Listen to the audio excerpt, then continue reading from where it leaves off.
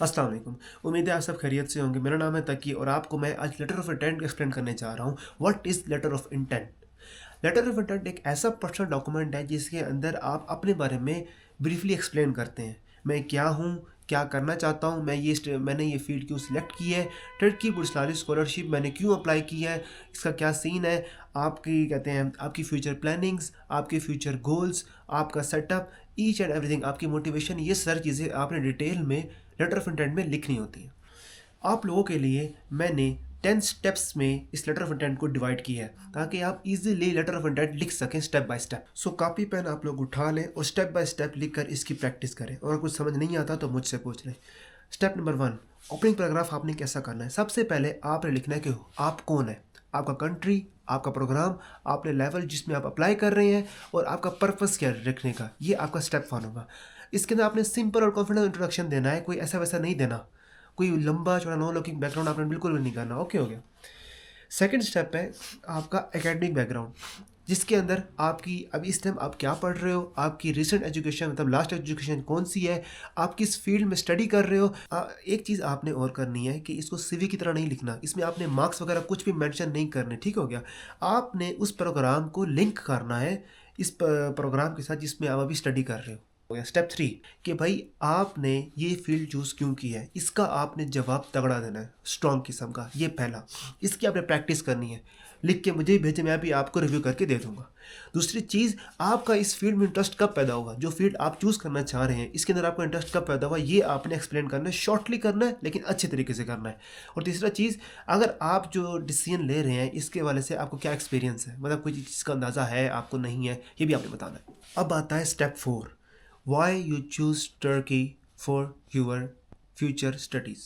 इसका जवाब आपने अगर मज़े का दे दिया तो आपके चांसेस बढ़ जाएंगे। वो कैसे होगा?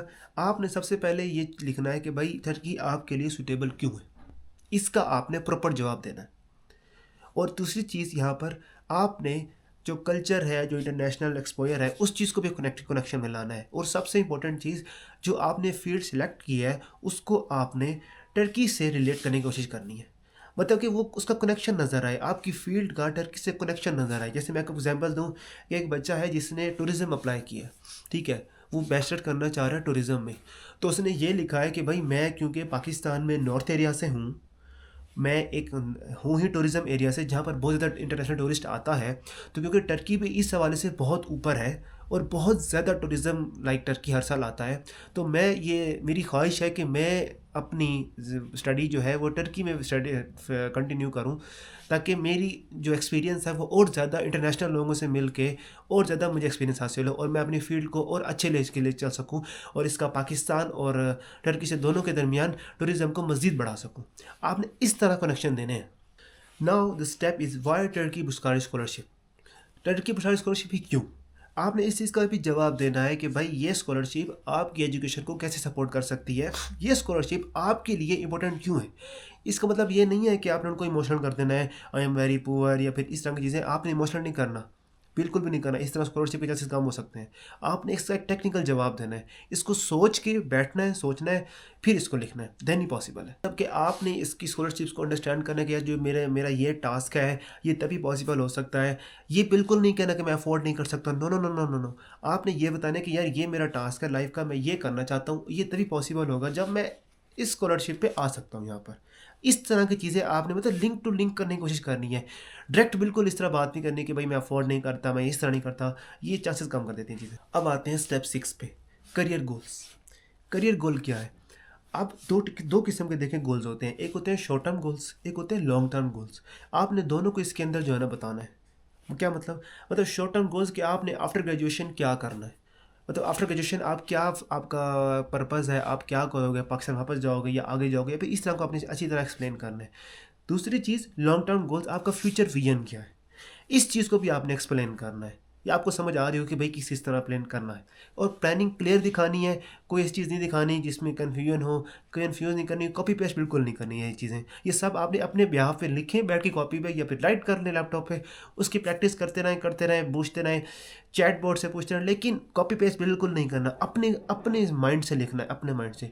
चैट जीपीटी से मैं आपको सजेस्ट नहीं करूँगा कि चैट जीपीटी ये डीप सीक है या फिर जेमिनी, आप इनसे लिखें नो, इनको यूज़ नहीं करना। रिस्पॉन्सिबिलिटी, आपको स्कॉलरशिप मिल गई है, ठीक है, आपकी क्या रिस्पॉन्सिबिलिटीज़ होंगी इसके लेके, इस चीज़ का जवाब आपने देना है।